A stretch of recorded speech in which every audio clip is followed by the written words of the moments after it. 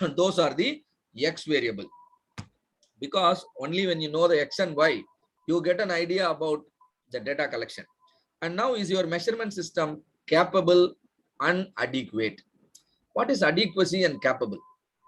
For example, if you say you are a white belt, have you acquired the adequate knowledge what a white belt is supposed to know? At the same time, once you become a white belt, if somebody really tests whether you are a white belt or not, and you have to demonstrate your capability to be called as a white belt. So always, if you have a measurement system, two things are important. One is adequacy. For the kind of data you are collecting, for the range of data you are going to collect, is that measurement system is the right one? Can you use 500 meters length in an ordinary 30 centimeter scale? Not possible. It's not adequate. But if it is adequate, will it give you accurate as well as precise reading? And that is called capability. You have to check both the adequacy as well as capability. The measurement system is considered capable if it can give you readings without measurement error. But you can't eliminate the measurement error completely. So 10% error is generally permissible, right? How much is the measurement error allowed in any project? 10%. If the measurement error is more than 10%, the measurement system is considered not capable for the project, right? So you must consider improving the measurement system or change the measurement system. Otherwise, you have to drop the project. Because if you can't measure correctly, you can't understand the problem, right? Doing a project is like driving a car in a highway. When you drive a car in a highway, you must continuously see the road and drive the car. Similarly, when you want to solve a problem in your organization, you must continuously see the problem and solve. How can you see the problem? Only through the data.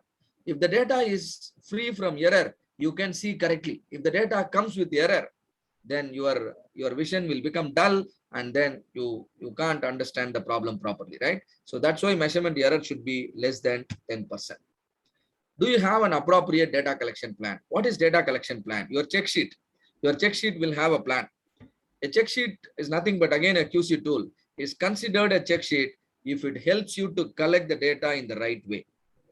What do I mean by collecting the data in the right way? The data collector should be able to collect the data without committing measurement error. He should also be able to collect the data without committing sampling error. Measuring correctly will eliminate the measurement error. Measuring from the right source will eliminate the sampling error, right? So both are important. If you design your check sheet properly, you can call it a check sheet. Otherwise, it is just a template.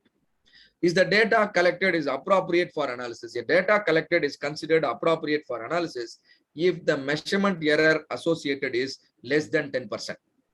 If it is more than 10%, I will not use the data for analysis, right? I will throw it out and go for a fresh collection of data. But if it is less than 10%, the data is credible, worthy for analysis. Because when I analyze, I understand the fact. But if the data is full of error, even after analysis, I really don't understand the reality. And now, if your data is free from error, now you collect the data. I mean, your measurement system is capable. You collect the data, understand your baseline performance. What is baseline performance? Where do you stand as of now? And what is your goal? And both are correctly understood. And now gap in performance is also correctly understood.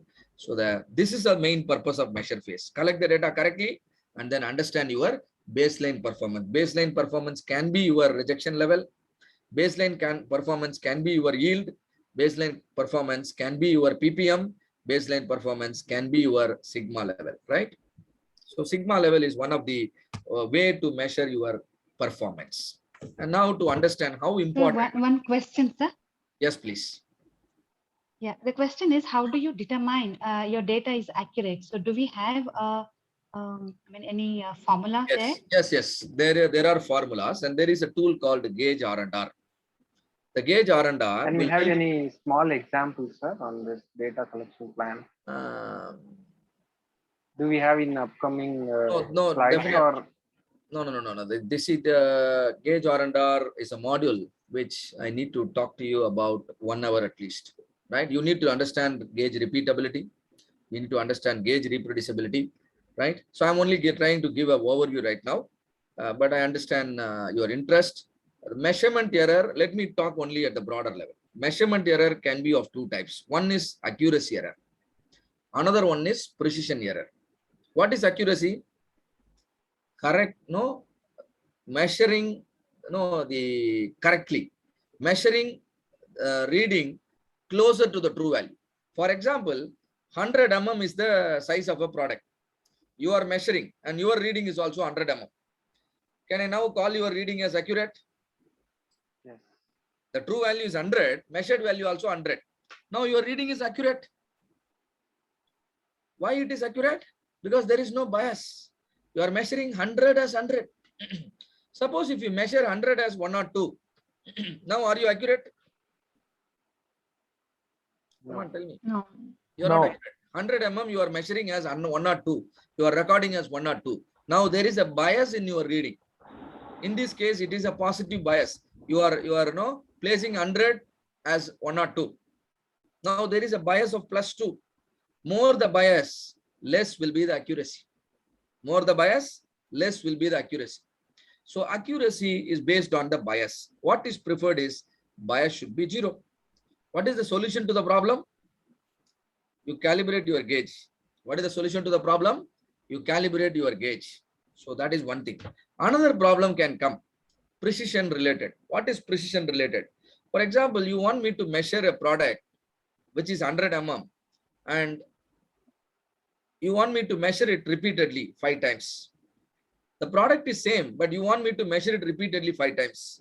So what am I supposed to do? I have to measure the 100 mm. One thing is accurately I should measure. Another thing is when I measure 5 times, all 5 times I should give you the same reading. Am I right or not? Because you have given me the same product. Am I right? Yes. If you give me the same product, want me to measure 5 times, all my 5 readings should be one and same. But does it happen when you actually measure? No. If somebody measures the same product 5 times, for example, your own quality inspectors in your company, if they measure 3 times or 5 times, and there is a chance that they can give me different reading. This is called repeatability error. This is called what? Repeatability error. And one other type of precision error exists. When multiple operators are engaged or multiple appraisers are engaged. Imagine I am collecting a data which is 100 mm and I am saying that it is 102. And now you are collecting the same data. And for 100, you are telling 103. Now my reading is 102, your reading is 103. But both of us measured from the same product. Both of us used the same measurement system. Both of us are working on the same project, working in the same company. But are we committing an error now as a team? I am measuring as 102 and you are measuring as 103. Now what is this difference is called? This is called reproducibility error. So accuracy error and precision error. Accuracy can be of 3 types: bias, linearity, and stability. Precision can be of 2 types: repeatability and reproducibility. We call it gauge R&R. This gauge R&R, this repeatability and reproducibility error, you just cannot avoid. You just cannot avoid. And so the total error should be less than 10%. I'll teach you thoroughly because it requires no in-depth explanation and to calculate, right? But I will show you the the report generated after conducting a gauge R&R. Is that helpful? Helpful to your question? Yes, yes. Yes. And now, how important is to collect the data without measurement error? If I collect the data with the error, instead of succeeding in my project, I may even fail, right? This video is going to pass on the same message. And now please watch this video and tell me who is measuring wrongly in this video. Has he been put in front? Wrongly here? The umpire. The umpire, very good. Now you understand measurement error. So Dhoni has reversed the umpire's decision. Earlier he said not out and he made him to give, declare the out. You need to do the same thing. If there are measurement error, you should rule out the measurement error. Otherwise, what will happen? Instead of winning the match, you may lose the match. right? Same way, if you don't rule out the measurement error, no, instead of making your project succeed in producing the result, you may make your project fail to produce the result, right? So that's how the measurement, correcting measurement system is very important. So you should learn to measure the measurement error and understand whether the measurement error is under control. Under control in the sense it should be less than 10%. These are industry guidelines given by an organization called AIAG, Automotive Industry Action Group. Right? I wanted to bring a particular frame in the video. And do see a white color as well as a blue color line. Do you see both the line here? Yes. Yes. Can somebody tell me what is this white color line talks about and what is this blue color line talks about, and how is it helpful in reversing the decision? White color states that it is the actual point where the impact is taken. Very And good. Yes. blue, we can say that the trajectory is after the impact. Very good. The blue is the prediction line, right? Blue is the prediction line and white is the actual line. So white color line is nothing but that shows the path, actual path followed by the ball. If the actual path followed by the ball is known, the future path can be predicted. Is it logical? If the actual path followed by the ball is tracked properly, you can extend it with the blue color and understand whether it can hit the stumps or not. Am I right? And now, Yes. that means the information about the present and the past, if it is collected properly, the future can be predicted. And that is why we are all interested in collecting data from our business. The information about the present and the future. The moment the ball is released from the bowler, how it traveled, the path is tracked, and where it pitched, and how much it bounced, and where it exactly hit the batsman's pad. And there ends the white color, isn't it? There ends the white color. And afterwards, this information is used to track the path of the ball. If the ball is allowed to move further, it will go ahead and then hit the stumps. This is a technology used in DRS. They call it DRS, right? Decision Review System. And now tell me that white color line as well as the blue color line, is it both are straight line or curved line? Tell me, is it a perfect straight line? It looks No. like No, it's slightly curved. It's a curved line. Definitely it's a curved line. When I throw a ball onto the sky, probably it cannot be a straight line. It will follow a curve called parabola, and then it will fall back. So I understand it is a curved line. And so its equation can be generated. So generating the equation of the motion of the ball using the data available is nothing but regression analysis. Is nothing but what? Regression analysis. Nothing but I am writing an equation between my y and x, right? So between my y and x, I am generating an equation. Whether my equation should have only the x terms, or my equation should have the terms with the x square, or my equation should have the terms with the x cube. So where from this knowledge comes from? When my equation has only x, it is called linear regression. When my equation has the terms like x squared, it is called quadratic regression. When my terms have x cube, this is called cubic relationship or cubical regression. So how do I understand? The basic information comes from one of my basic quality control tool called scatter diagram. What is that? Scatter diagram. There will be x-axis, there will be a y-axis. And you plot your points. If the points tend to follow a straight line, then your regression should be a linear regression. If the points are going like a parabola, then your regression should be quadratic regression. So this is how you can generate the mathematical model of the problem, for which you should have sufficient data and data should be worthy for the analysis. And that's why we are interested in the measure phase. Hope this video is helping you to understand the importance of measuring the measurement error as well as keeping the measurement error under control. And not only that, you also understand how important to analyze the data, to model it mathematically, because you can predict the future and take the appropriate decision. Sir, just a question. Yes, please. Sir, when you said information about present and future data, my point is like, is it only present that we have to focus, or some past data that also will help us in this data collection phase? Because we normally believe that up to 6 months data is really helpful for us to, to conclude on any problem that we have. Is that Yeah. right? Yes. See, we really require the data about the past as well as the present. And why do we require the data of the past as well as the present? We want to understand the trend over a longer term. We want to understand the trend over a longer term. For example, if you have made some changes in your process in recently, just 6 months before, and now there is point going before the 6 months. Why? Because you made a change there, isn't it?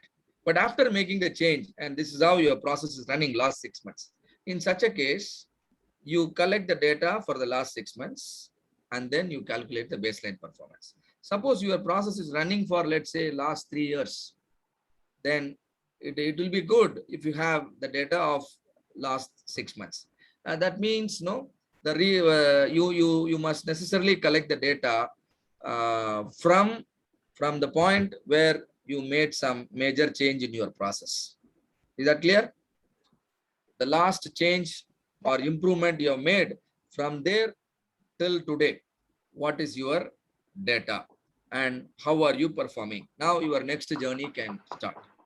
Clear? So Yes. the data can be used also to collect. You can use to forecast also, like. Yeah, you can. That's what we are trying to do. We are actually trying to forecast only. We are trying to predict the future. It's nothing but forecasting. If I run my process the same way, what will happen in the future? That's my interest. If it is really going good, then I will allow it. If it is not going good, then I will make changes in my process. Right? So yes, we are doing the prediction. We are doing it's a kind of forecast, right? And some of the important tools in the measure phase are operational definition, because if there is no proper operational definition or instruction, I would say people will measure different way, and then all the error will start happening. The accuracy error will happen, the precision error will also happen. And so you can measure the measurement error using the tool called Gauge R&R, where R&R stands for the repeatability and reproducibility. And we will be learning in depth about the repeatability and reproducibility. You will be calculating yourself the R&R in the Greenbelt training program. And then histogram, it will help you to visualize. And control chart is a tool which will tell you whether your process is statistically under control or not. And check sheet is nothing but your data collection sheet. And the deliverables, you should have a validated measurement system, and then you must have a clarity on how are you performing as on date. We call it baseline performance. It can be in anything. Can be a sigma level, or can be your rejection rate, or can be your yield value, or PPM or DPM. And this is how typically a Gauge R&R report will look like. And I have to teach you all the fundamentals, and before you could read it, right? See here, the repeatability error is accounting to 4.27%. Reproducibility error is almost nil. And so the total error is 4.27. That means your measurement system is really good. It talks about the capability of the measurement system. And the NDC, number of distinct category, this talks about the adequacy of the equipment. Within the preferred range, my measurement system can give me 32 different readings. That's really sounding good. The industry requirement is we should get at least minimum 5 readings within our working zone. If that is not happening, the adequacy is a problem. And the solution to the adequacy is the resolution of the gauge. Better the resolution, more will be the NDC. We call it NDC, right? And in case you don't get less than 10% here, you get more. You need to understand the root of the problem. And for that, you can generate 6 different graphs using your data. The first one is a bar graph. Second one is an X bar control chart. Third one is a range control chart. Fourth one is a line diagram. Fifth one is a box plot. And sixth one is another kind of line diagram. All these diagrams will help you to understand what is exactly going wrong. Is that the appraisers are wrong? Is that the repeatability is the problem? If repeatability is the problem, who is not repeatable? If it is reproducibility is the problem and who is not reproducible? Is that the operational definition is problem? Or what is exactly the problem? And you will be able to understand if you learn to read the report as well as the graph, right? If you can do that, and definitely you will be able to correct your measurement system. And operational definition is very, very important. How a reading should be collected. This is called operational definition. People have to be trained to collect the data, and then only all of them can work as a team. If you don't equip them in the same way, then they will start collecting the data in a different fashion. And finally, there will be a lot of variation. Variation is always a problem, right? Variation will bring a lot of measurement error. Don't do that. Right. So now